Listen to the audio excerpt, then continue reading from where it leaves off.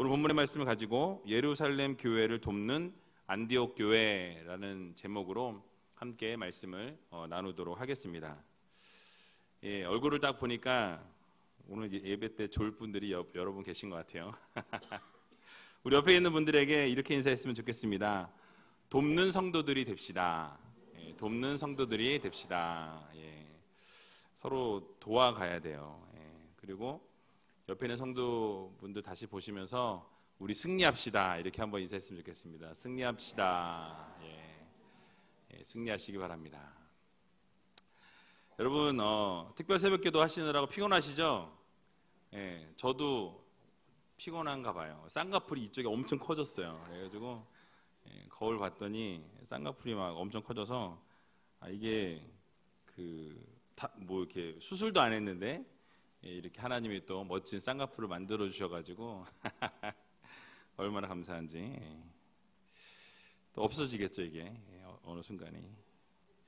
여러분 지난주에는 최초의 이방인 교회인 안디옥 교회의 이 부흥과 성장에 대한 부분을 말씀을 드렸습니다. 그래서 하나님의 뜻과 계획과 섭리를 통해서 아무도 예상치 못했던 이 스데반 집사의 그 죽음, 순교를 통해서 하나님께서 어떻게 하셨죠? 복음이 전파되도록, 전 세계로 복음이 뻗어가도록 하나님께서 모든 것들을 디자인하셨다라고 말씀을 드렸습니다. 그래서 헬라인에게도 복음이 증거되기 시작했다라고 말씀을 드렸어요. 이방인들에게 복음이 뿌려지지 못했던 상황이었는데 이 스데반 집사의 순교를 통해서 하나님께서 계획을 가지고 뜻을 가지시고 하나님의 말씀이 유대인에게 뿐만 아니라 온 유대와 사마리아와 땅끝까지 이뤄내 증인이 되리라 말씀하신 그 말씀 그대로 하나님의 복음의 이 사역들이 널리 뻗어가게 되었다라고 말씀드렸죠. 그리고 예루살렘 교회에서는 이 복음이 이방인들에게 뿌려지고 있다라는 이 소식을 듣고 기뻐하면서 바나바를 어디로 파송했죠? 어디로? 어디요? 다들 자신이 없으세요? 안디옥 교회로, 안디옥으로 파송하게 됩니다. 막 이렇게 다 하냐? 안디옥으로 파송하게 되었고요. 그래서 그쪽에서 사역을 하면서 사역이 이렇게 성장하게 됩니다. 그래서 누구를 데려왔어요? 가서 사울을 데려옵니다. 그리고 같이 1년 동안 사역을 하게 될 때 안디옥 교회 교인들이 뭐라고 불려졌다고요? 믿지 않는 자들로 하여금 그리스도인이다. 예수를 따르는 자들이다. 저들은 예수쟁이다. 라는 이야기를 그들이 믿지 않는 자들로 하여금 듣게 되었다라는 말씀을 지난주에 드렸습니다.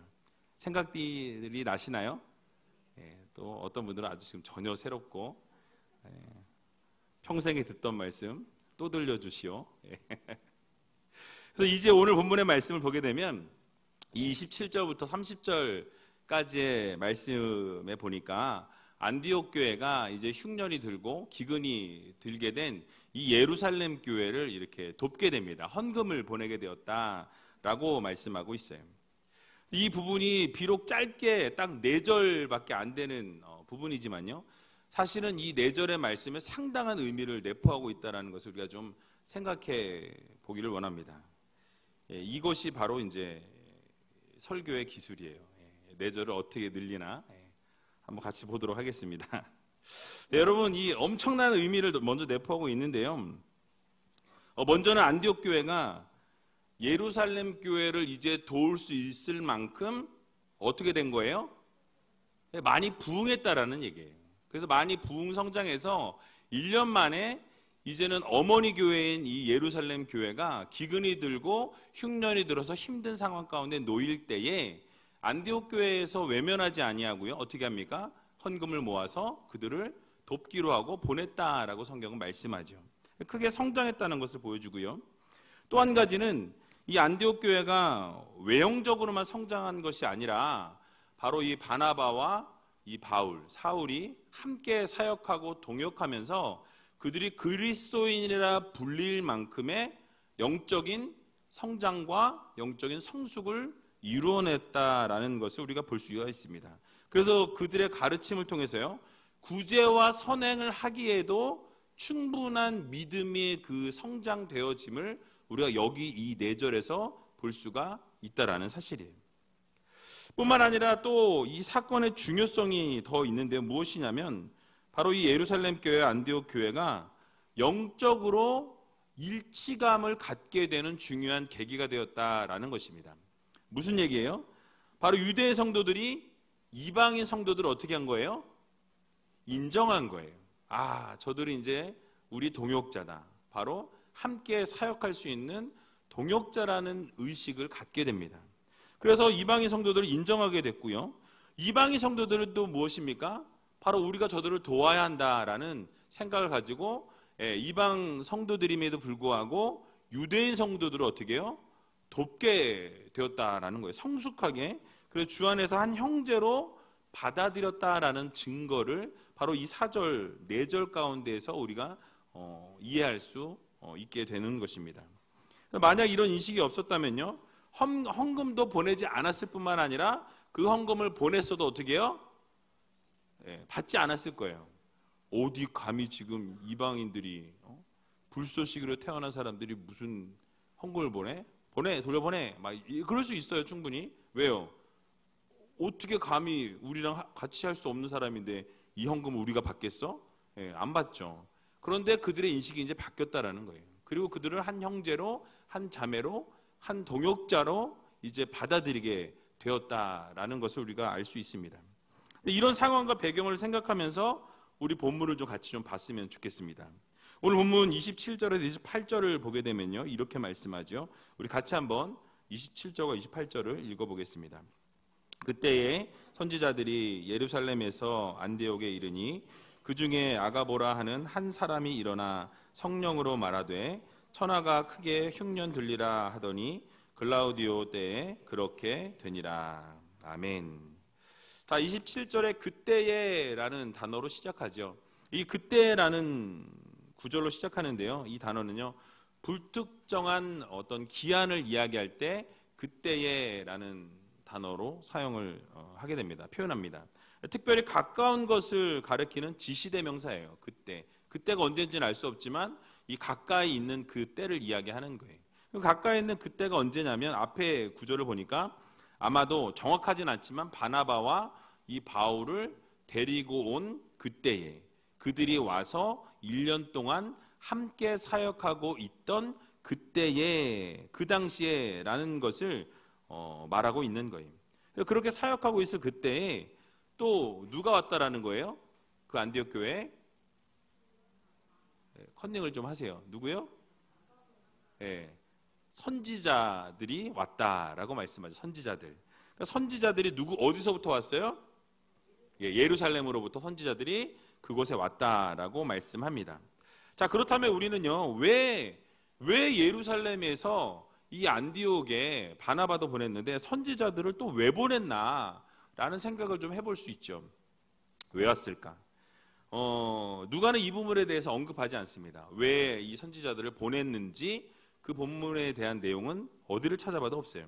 근데 추측해 볼 수 있는 부분을 제가 좀 말씀드릴게요. 추측할 수 있는 건요, 바로 예루살렘 교회가 바나바를 보냈을 때처럼 뭐죠? 바나바를 왜 보냈어요? 그들이 영적으로 성장하고 성숙하고 있다는 이야기를 들으면서 그들을 어떻게 해요? 더 성장시키고 성숙시키기 위해서, 또 믿음의 어떤 이 계보들을 다 아름답게 이어나가기 위해서 바나바를 보냈다라는 거예요. 마찬가지로 이 선지자들을 보낸 이유도 동일하게 이 안디옥 교회가 날이 갈수록 부흥한다라는 소식을 듣고 기쁜 마음에 이 선지자들을 보내서 함께 동역하게 하기 위해서 용기를 북돋아주기 위해서 보냈다라고 생각하는 학자들이 있습니다. 또 어떤 학자들은요, 오늘 본문에 나오는 것처럼 천하에 닥칠 이 흉년이 이제 찾아오게 될 것이다. 그래서 이 예언을 하기 위해서 선지자들을 이 예루살렘 교회에서 파송했다라고 이야기하는 학자들이 있고요. 또 어떤 학자들은요, 예루살렘 교회에 아까 예전에도 늘 말씀드렸던 것처럼 뭐가 있었어요? 핍박이 있었어요. 그래서 순교가 있었고 여러 사람들이 흩어졌다고 했죠. 그래서 예루살렘 교회도 또 동일한 핍박들이 또 찾아오게 될 때 결국 그 핍박을 피해서 선지자들이 이 안디옥 교회로 가게 되었다라고 이야기하는 학자들이 있습니다. 근데 어떤 것을 택하든지 세 가지를 말씀드렸는데요. 중요한 것은 무엇이냐면 바로 선지자들이 안디옥에 와서 자기 자신들이 말하고 싶은 걸 말하는 것이 아니라 무엇을 따라서 말했다고 말씀하죠? 성령을 따라서, 성령이 말씀하게 하시는 것을 따라서 하나님이 주신 말씀 그대로 그 말씀을 전했다라고 성경은 오늘 말씀하고 있습니다. 중요한 것은요, 성령으로 말하되 온 천하가 흉년이 될 것임을 선포할 때에 실제로 그렇게 이루어지는 그 일들이 발생했다라고 오늘 성경은 말씀합니다. 자, 우리가 여기서 주목해야 될 사실은 무엇이냐면요, 바로 아가보라는 선지자가 선포할 때 무엇으로 말했다? 성령으로 말했다. 성령으로 말했다라는 거예요.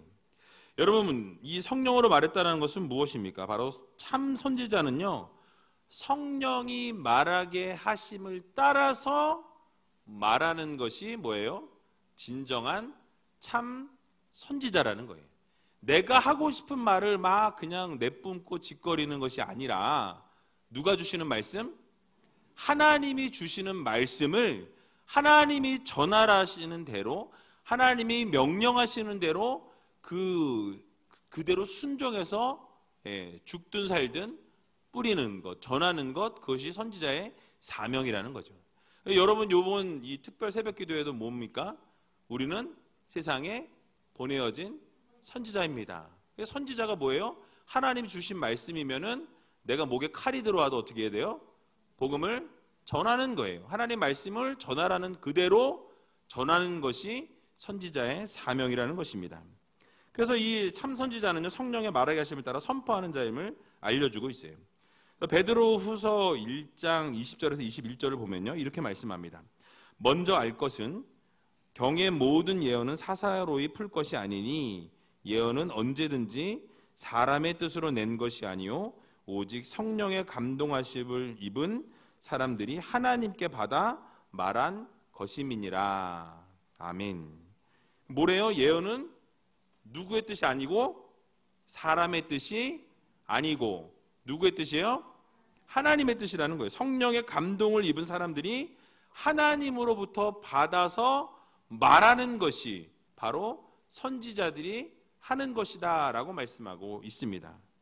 그래서 진정한 선지자와 거짓 선지자의 구분점은 뭡니까? 그럼 뭘로 진정한 선지자와 이 거짓 선지자를 구분할 수 있어요?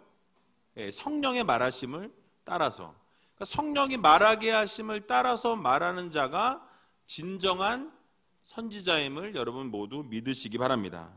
그래서 여러분, 참 선지자는요, 성령의 감동하심을 따라서 하나님으로부터 받은 말씀을 전하는 자가 진정한 선지자라는 거예요. 즉 자신이 하는 말 가운데 자신의 생각이 개입되지 않습니다. 하나님이 말하게 하심을 쫓아서 말하는 거예요. 하나님의 말씀만을 대언하는 거예요. 그래서 하나님의 말씀을 열심히 연구하고 또 말씀을 깨닫기 위해서 늘 성령의 음성을 듣습니다. 그리고 그 들은 말씀대로 하나님 말씀하게 하시면 그 말씀을 하는 거예요. 전하는 겁니다. 그게 바로 선지자의 사명이에요. 근데 거짓 선지자는요, 뭐예요? 자신의 생각을 말합니다. 하나님을 빙자해서 말을 해요. 그리고 성경을 사사로이 풀어요. 자기 마음대로 풀게 됩니다. 자기 마음대로 끼워 맞춰요. 이단의 특징이 뭡니까? 말씀을 어느 한 구절만 띄워가지고 어떻게 해요? 자기네 마음대로 해석해가지고 자기네 마음대로 풀어가지고 설명하는 게 이단들의 특징이라는 거예요. 그래서 여러분, 한 구절만 딱 띄어서 해석을 놓고 바른 말씀인 것처럼 이 거짓을 이야기합니다. 기존 교회의 전통을 이렇게 비판하고 자신들만 대단한 것처럼 자신들만 옳다라고 이야기한다라는 거예요. 그러나 진정한 선지자에게는요, 이 성령의 감동하심과 성령께서 말하게 하심이 있다라는 이 사실을 여러분 모두 믿으시기 바랍니다. 그래서 우리 모두는요, 성령의 음성을 듣고 성령께서 말하게 하심을 쫓아서 그렇게 움직일 수 있는 성도들이 되어야 한다라는 거예요. 그럼 여러분 어떻게 될까요? 성령이 하시는 말씀을 들으셔야 돼요. 들어야 말을 할 거 아니에요. 그죠? 듣지도 않고 계속 주저리주저리 막 얘기하면 성령님께서도 말하려다가 포기하세요. 야, 너 하도 떠들어가지고 내가 말을 할 수가 없다. 우리가 들을 필요가 있어요. 하나님께서 하시는 말씀을 우리가 듣고 그 들은 말씀 어떻게 해요? 전해야 한다라는 것. 그래서 여러분, 진정한 선지자는 하나님의 말씀을 그대로 전하는 자다라는 이 사실을 여러분들 모두 기억하시기 바랍니다. 그래서 조금 전에 읽었던 28절을 보니까 예루살렘으로부터 안디옥에 온 선지자들 가운데 아가보라는 사람이 있었다고 말씀하죠. 성령을 따라 천하에 크게 흉년이 들리라 라고 예언합니다. 그런데 이 예언이 실제로 적중하게 됩니다. 글라우디오 황제가 즉위한 게 41년에서 54년, AD로 41년에서 54년 요 기간 동안 약 몇 년이죠? 뭐 9년, 13년 정도 이렇게 왕으로 있었는데요. 그 중에 그가 4년에서 7년 사이에 이 팔레스틴 지역에 심한 기근이 있었다라는 그 기록이 이 헬라어 고전 문헌들에서 역사적인 사실로 기록되어 있는 것을 보게 됩니다. 뿐만 아니라 성경에서도 보면요, 바울이 3차 전도 여행할 때 고린도와 마게도냐와 갈라디아와 로마 교회에서 이 예루살렘 교회를 구제했다라고 기록하고 있는 것을 볼 수 있어요. 제가 좀 읽어드릴게요. 그래서 로마서 15장 26절을 보면요, 이는 마게도냐와 아가야 사람들이 예루살렘 성도 중 가난한 자들을 위하여 기쁘게 얼마를 동정하였음이라 라고 말씀합니다. 또 고린도전서 16장 1절을 보게 되면요, 성도를 위하여 연보에 대하여는 내가 갈라디아 교회들에게 명한 것 같이 너희도 그렇게 하라 라고 말씀합니다. 갈라디아 교회들이 그렇게 한 것처럼 너희 고린도 교회도 어떻게 해라? 연보, 헌금해서 그 예루살렘 교회가 힘드니까 도와라 라는 말씀이에요. 또 갈라디아서 2장 10절에도 보면요, 다만 우리에게 가난한 자들을 생각하는 것을 부탁하였으니 이것을 나도 본래 힘써 행하노라 라고 말씀하고 있습니다. 그래서 이 모든 교회들의 언급을 볼 때 무엇을 깨달을 수 있죠? 사실 예루살렘 교회는요, 아까 잠깐 말씀드린 것지만 어머니 교회예요. 모교회입니다. 그 교회를 통해서 어떻게 돼요? 복음이 뻗어져 나가다라는 거죠. 다른 교회들은 이 예루살렘 교회를 통해서 사역들이 흩어져 나가게 된 교회들이에요. 그러면 여러분 생각해 보세요. 모교회가 어떻게 돼야 돼요? 축복을 받고 모교회가 원래 멋지게 성장하는 모습이 있어야 합니다. 그런데 어떤 일이 있었어요? 거기에 기근과 아주 환란이, 어려움들이 있었다라고 말씀하죠. 그래서 그 생각지 못한 기근이 찾아오게 될 때요, 그 모교회인 예루살렘 교회를 어떻게 해요? 자녀 교회들이 어떻게 해요? 돕기 시작합니다. 이게 참 아름다운 모습이에요. 수많은 교회에서 이 지역과 인종과 어떤 민족을 다 뛰어넘어서 돕고자 하는 마음이 그들 마음 가운데 생겼다라는 것을 우리가 알 수 있다라는 거죠. 예루살렘 교회는요, 이 모습을 보면서 환란 가운데 하나님의 은혜를 경험하게 되었다라는 것을 우리가 알 수 있습니다. 왜죠? 정말 어렵고 힘든 상황 가운데 어떤 것도 구할 수 없는 그런 환경에 놓여 있을 때 어떻게 됐어요? 수많은 교회들로부터 헌금이 전달되기 시작하는 거예요. 오늘날 같으면 뭐 도와주세요, 뭐 이렇게 딱 이메일 뚝 보내든지 편지 하나 써가지고 딱 보내면 되는데, 그 당시는 어때요? 그런 뭐 방법이 없잖아요. 그런데 하나님께서 그렇게 헌금을 모으게 하시고 결국 성령께서 말씀하게 하시고 그들이 모아서 예루살렘 교회를 돕게 하시는 것을 볼 수가 있습니다. 그래서 이 예루살렘 교회가요, 환란 가운데에서 하나님의 은혜를 경험하게 되었다라는 거예요. 여러분, 이것을 보면서 우리가 좀 깨달아야 할 것이 있습니다. 뭐냐면 우리도 때로는 환란이 있을 수 있어요. 어려움들이 있을 수 있습니다. 또 고난이 우리의 삶 가운데 있을 수 있다라는 거예요. 그럴 때 우리는 하나님의 징계를 받았다라고 생각하는 경우가 많이 있어요. 왜죠? 내가 뭘 잘못해가지고 하나님이 나를 벌하시나 보다, 하나님이 나를 징계하시나 보다, 뭐 이런 생각들을 우리가 하게 된다라는 거예요. 그렇지 않습니까? 저만 그래요? 우리 교회 성도님들은 워낙 믿음이 다 좋으셔가지고 징계가 딱 오면은 하나님이 고난 주시는구나, 나를 돌이켜보라고. 근데 이 말씀이 정말 맞아요. 그러니까 하나님께서 징계하시는 게 아니라 그 어려움을 통해서, 환난을 통해서, 핍박을 통해서 뭐하게 하시는 거예요? 하나님을 바라보게 하시는 거예요. 하나님을 더 신뢰하게 하시는 거예요. 그리고 하나님이 도우셔서 하나님의 은혜가 하나님의 놀라우신 역사가, 하나님의 통치하심이, 하나님의 그 놀라우신 사랑이 내 가운데, 우리의 가정 가운데, 나의 공동체 가운데 있다라는 것을 깨닫게 하시기 위한 목적이 그 안에 숨어 있다라는 것입니다. 여러분의 인생을 한번 돌아보세요. 여러분 저도 젊은데요. 가장 어려운 순간들을 떠올려 보게 되면 그 당시에는 힘들었지만 시간이 지내놓고 보면 어떻죠? 야, 이게 하나님의 정말 은혜였구나. 그 당시에 하나님이 이렇게 하셔서 이렇게 하신 게 뭐예요? 하나님의 놀라운 복이었구나. 그 당시엔 뭐예요? 죽겠죠. 정말 죽겠다. 하나님 언제 이거 그렇잖아요. 그죠? 그런데 지내놓고 나면 뭐예요? 하나님이 다 움직이시고 운행하시고 모든 걸 다 준비하셔서 어떻게 해요? 우리가 영적인 성장과 성숙을 이루어 내시더라는 거예요.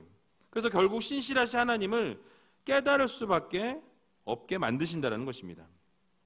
그렇습니다. 하나님께서는요, 우리에게 어떤 시험만 주세요? 감당할 만한, 이길 수 있을 만한 시험만 주신다라는 거예요. 시련과 연단을 통해서 우리를 더 단단하게 하시고 다듬어 가시고 어떻게 하세요? 결국 세우시기 위한 목적이 그 가운데 숨어 있다라는 거예요. 여러분들이 고난이 오고 환난이 찾아오고 생각지 않은 어려움이 딱 찾아오면요, 야, 내가 잘못해서 하나님이 두들겨 패시나 보다, 이런 생각보다는 무슨 생각을 먼저 하셔야 돼요? 하나님이 나를 연단하시는구나, 나를 세우시기 원하시는구나, 나를 어떻게 해요? 성장시키기 원하시는구나, 이 생각을 먼저 할 수 있는 여러분들이 되시기 바랍니다. 고린도후서 10장 13절을 보게 되면요, 사람이 감당할 시험 밖에는 너희에게 당한 것이 없나니 오직 하나님이 미쁘사 어떻게 해요? 너희가 감당치 못할 시험 당함을 허락지 아니하시고 또 시험 당할 쯤에 어떻게 하세요? 피할 길을 내신다라고 말씀하고 있어요. 그래서 너희로 능히 감당하게 하시느니라 라고 말씀하고 있습니다. 믿어지세요? 표정들이 별로 믿어지지 않으시는 것 같은데. 여러분, 무엇입니까? 감당할 시험밖에 주신 일이 없다고 말씀하세요. 그럼 그 말을 뒤집으면 뭐예요? 여러분들이 다 감당할 수 있는 시험만 주신다라는 거예요. 감당할 수 있는 것만 주세요. 왜냐하면 하나님은 신실하시기 때문에. 그래서 여러분들이 감당할 수 있는 것만 주세요. 또 감당할 수 없을 쯤이 되면 뭐 하세요? 그것을 피할 수 있는 길을 열어주시는 하나님이세요. 신실하신 하나님이시라는 것입니다. 그래서 그 시험을 결국 능히 감당할 수 있도록 하신다는 사실을 여러분 모두 기억하시기 바랍니다. 저도 짧은 인생 살았지만요, 언제나 하나님은요 신실하셨습니다. 제 인생을 쭉 돌아보면 언제나 하나님은 신실하셨어요. 한 번도 낙담하게 하신 적은 여러 번 있었는데, 낙담했으나 어떻게 해요? 다시 일어서서 바라보게 하시더라는 거예요. 그리고 바라보고 걸어 나가다 보니까 뭐예요? 결국 그 시험을 이기게 하셨고 결국 성장케 하시는 그 하나님을 만나게 되더라는 것입니다. 그래서 여러분, 감당할 것만 주셨고 힘들고 어려운 일이 있을 때마다 결국 피할 길을 주시는 하나님이심을, 그런 신실한 하나님이심을 여러분들 모두 믿으시기 바랍니다. 그러므로 사랑하는 우리제일교회 성도 여러분, 시련이 찾아오거나 고난이 찾아오거나 어려움이 찾아올 때 어떻게 하세요? 하나님을 더 바라볼 수 있는 여러분들이 되시기 바랍니다. 그게 바로 새로운 하나님이 주시는 은혜의 도구라는 사실을 기억하셔야 된다는 거예요. 그래서 시험이 딱 찾아오면, 어려움이 딱 찾아오면, 힘든 일들이 딱 찾아오면 뭐예요? 기대하셔야 돼요. 야, 이걸 통해서 하나님이 또 뭘 펼쳐가실 것인가, 이 상황과 어려운 것 가운데에서 하나님이 어떻게 움직이시고 일하셔서 세우시는가, 여러분 기대가 되지 않으세요? 별로 기대가 되지 않으시는 것 같으네요. 그래서 그렇게 기대를 하며 살아갈 수 있는 여러분들이 되시기 바랍니다. 그러므로 혹시 이 자리에 앉아 계신 분들 가운데 고난이 있으시거나 어려움이 있으시거나 마음 가운데 정말 낙심이 있고 절망이 있고 시련과 환난 가운데 놓여 있다라고 생각하시는 분들은 여러분 뭐 하셔야 돼요? 그 시련을 누가 주신 거예요? 하나님이 주신 거예요. 하나님이 테스트 하신다고 생각하시면 됩니다. 원망하거나 무조건 이 시련을 벗어나게 해달라고 우리가 때를 쓸 게 아니고 불평불만할 게 아니고 우리가 뭐 해야 되죠? 뭐 해야 됩니까? 이 시간을 통해서 하나님이 원하시는 게 무엇인지, 또 이것을 통해서 결국 능히 감당할 수 있는 힘과 능력과 지혜를 달라고 여러분 기도할 수 있는 여러분들이 되시기 바랍니다. 그러면 하나님께서 어떻게 하세요? 반드시 피할 길을 주신다라는 거예요. 그리고 피할 길을 주실 뿐만 아니라 뭐예요? 결국 그 모든 일들을 해결해 주시고 가장 선한 길로 인도해 주시는 하나님을 만나게 될 것이라는 것입니다. 그리고 결국 우리에게 영적인 성장과 성숙을 이루게 하신다라는 이 사실을 여러분 모두 믿으시고 신실하신 하나님만 전적으로 의지하는 저와 여러분들이 다 되시길 주님의 이름으로 간절히 축원을 드립니다. 우리 옆에 계신 분들에게 하나님만 전적으로 신뢰합시다 이렇게 한번 인사했으면 좋겠어요.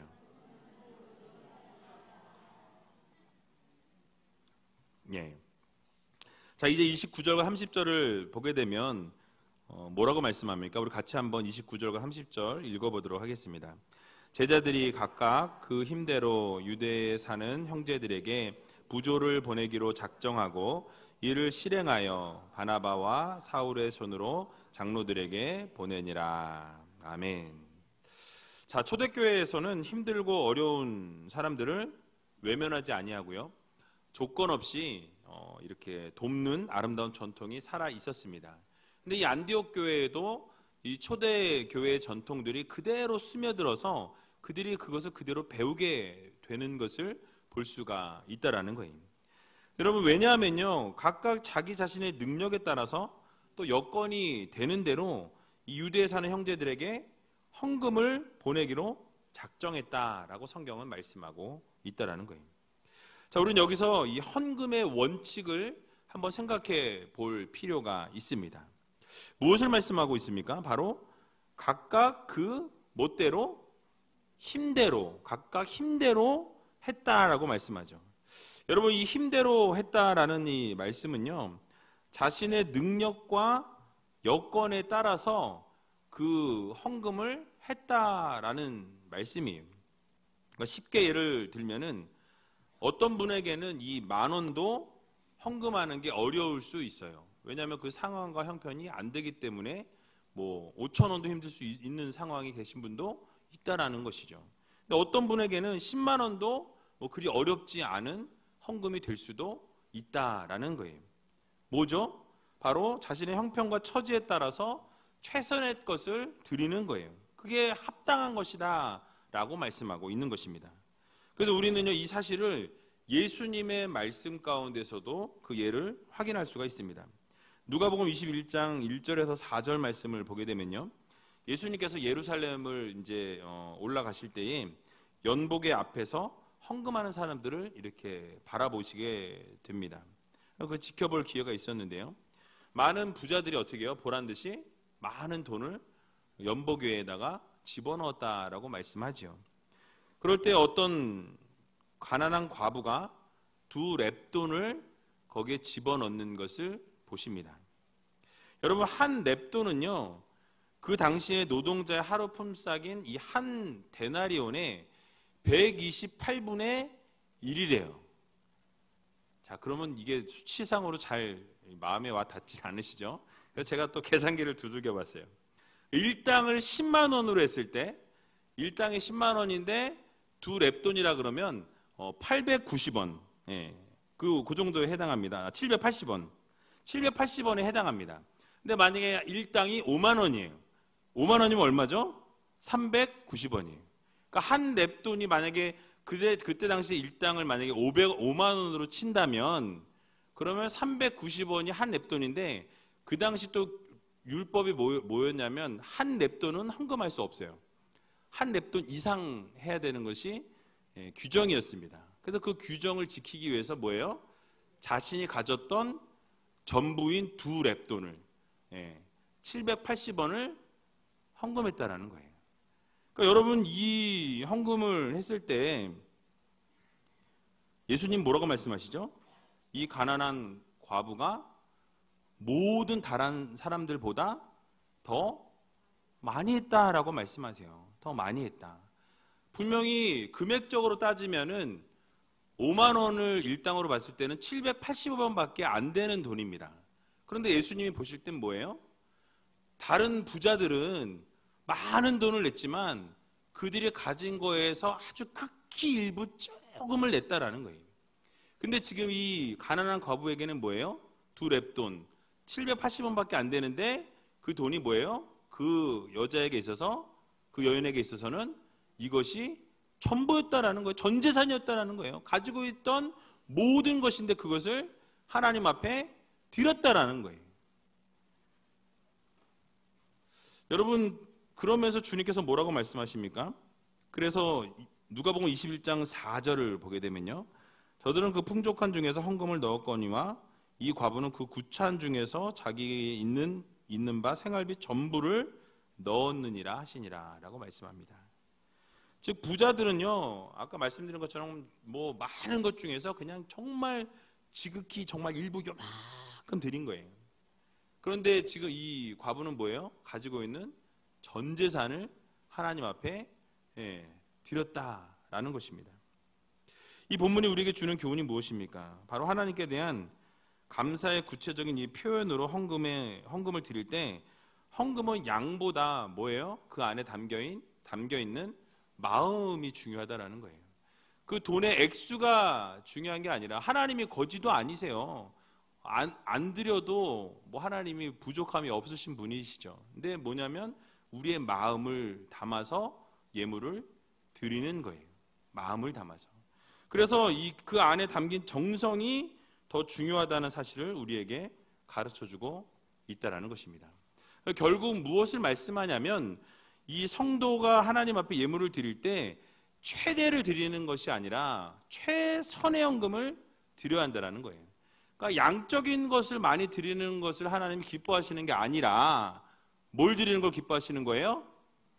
마음의 모든 것을 이 예물에 담아서 하나님 앞에 드려야 한다라는 거예요. 그래서 하나님 앞에 예물을 드릴 때 반드시 힘대로라고 오늘 본문에 이야기합니다. 힘대로 드리라라고 말씀합니다. 힘대로 드려야 한다는 거예요. 그러니까 힘이 없는데도 자기 체면이나 어떤 순간적인 감정에 끌려가지고 힘에 진하게 드리는 것도 문제가 발생한다는 거예요. 근데 또 드릴 여력이 있는데도 불구하고 아까운 마음에 인색하게 드리거나 억지로 드리는 것도 하나님 앞에 합당치 못하다라는 것입니다. 그러므로 하나님 앞에 드릴 때 어떻게 해요? 즐겁게 드릴 수 있는 하나님의 자녀들이 되어야 한다는 것입니다. 그리고 드릴 때 최선을 다해서. 예전에도 제가 한번 말씀드렸던 기억이 있어요. 저희 어머니가 늘 그 예물 드릴 때를 보면 어렸을 때부터 그 어머니죠. 할머니, 외할머니가 돈이 생겨가지고 이렇게 뭐 장사를 하셨다고 그러는데, 보따리 장사를 하셨대요. 근데 돈이 생기면은 어떻게 해요? 그거로 자식들 넷을 쫙 앉혀놓고 오늘 돈이 이만큼이 생겼어. 그리고 이 중에 10분의 1은 하나님 거야. 그리고 하나님께 이거를 그래서 이만큼을 드려야 돼. 그런데 이제 그 뭐 돈 다 꾸깃꾸깃 막 집어넣었을 거 아니에요? 그러면 그 예전에 그 다리미 그 뭐죠? 이렇게 그 인두인가요? 그 인두 그걸로 앞에서 이렇게 다리는 거 다 지켜보게 앉아가지고 다 지켜보게 다리셔가지고 그거를 항상 이 한쪽에다가 그 돈통 넣는 데가 있는데 그 위에다 선반에다가 거기다 항상 올려놓으시고, 그리고 이제 그거를 한 달이 모이면 그거를 11조로 하나님 앞에 항상 드리는 거를 보여주셨다는 얘기를 제가 들었어요. 그래서 어렸을 때부터 저희도 항상 헌금 드릴 때 새 돈을 하나님 앞에 드려야 된다라는 그런 게 늘 있었던 기억이 있어요. 그래서 지금도 그렇게 하려고 노력을 하고 있고, 새 돈이 생기면 항상 한쪽에다 몰아놓습니다. 그리고 이제 그거 하나님 앞에 드리려고 노력하고 있고. 그러니까 뭐냐면 이게 뭐 뭐 새 돈이나 흔 돈이나 뭐가 달라요? 똑같은 돈의 가치는 같습니다. 그죠? 그런데 마음인 거예요. 뭐예요? 하나님 앞에 드릴 때는 최선의 것을 드리는 거예요. 똑같은 것을 드리나 양이 중요한 게 아니라 정성이 중요한 거예요. 어떻게 하나님 앞에 드리냐? 최선을 다해서 드리는 것. 귀한 예물을 하나님 앞에 바친다라는 생각을 하게 되면 그냥 대충 드릴 수가 없는 거예요. 마음을 담아서 하나님 앞에 정성을 다해서 드리는 그것을 하나님이 보신다라는 거예요. 여러분, 하나님 앞에 드릴 때 즐겁게 드리고 억지로 드리지 말고 인색하게 하지 말라고 말씀하죠. 고린도서 9장 7절을 보게 되면요, 각각 그 마음에 정한 대로 할 것이요 인색함으로나 억지로 하지 말지니 하나님은 즐겨내는 자를 사랑하시느니라 라고 말씀하고 있습니다. 그러니까 여러분, 억지로 내면 마음이 어때요? 무겁죠. 억지로 내는데 어떻게 즐거울 수가 있겠어요? 드리기 싫은데 이거면은 우리의 분유값이 얼마고 우리의 뭐를 해줄 수 있는데, 이런 마음이 있으면 어떻게 해요? 드리기 힘들어진다라는 거죠. 그래서 여러분, 이 안디옥 교회 성도들은요, 인색함으로는 억지로 드리지 않았다라는 거예요. 즐거움으로 헌금했고요, 힘대로 했습니다. 그래서 유대에 사는 형제들에게 결국 힘대로 해서 이 부조를 보냈다라고 말씀하고 있어요. 그러므로 우리 모두도 어려움에 빠져 있거나 힘들게 살아가거나 어려운 분들이 주변에 있으면 돌아보고 도움의 손길을 내밀어야 한다라는 거예요. 그래서 여러분, 안디옥 교회가 결국 이 예루살렘 교회를 위해서 헌금을 보내기로 작정합니다. 근데 보내기로 작정하고 결단을 했어요. 근데 거기서 멈추지 않았다라는 거예요. 여러분, 이게 정말 중요합니다. 내가 작정하기로 마음을 먹고 드리기로 딱 했고 모았는데 만약에 보내지 않고 썼다면 이건 아무것도 아닌 거예요. 필요가 없는 거죠. 근데 여기 뭐라고 이야기하죠?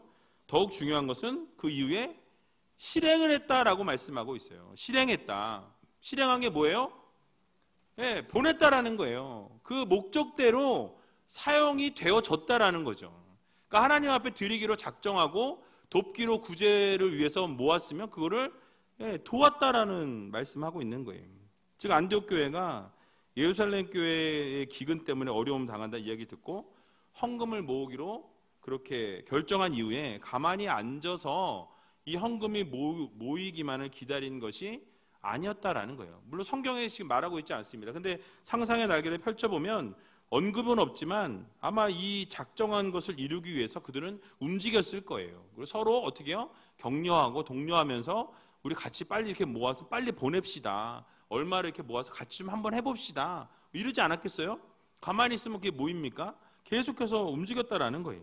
많은 노력을 했습니다. 격려하고 위로하고 기도하고 가능한 구제금을 모아서 보냅시다.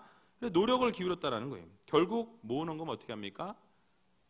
예루살렘에 보냈다라는 거예요. 바나바와 사울의 손으로 장로들에게 보냈다라고 말씀합니다. 여러분, 이 얼마나 아름다운 모습이냐라는 거예요. 우리도 계획하고 뜻을 세운 것은 지키기 위해서 최선을 다하는 모습이 필요하다라는 거예요. 그러므로 사랑하는 우이제일교회 성도 여러분, 하나님 앞에서 우리가 작정하고 약속한 것은 반드시 하나님 앞에 지켜야 한다라는 거예요. 꼭 실행에 옮기시기 바랍니다.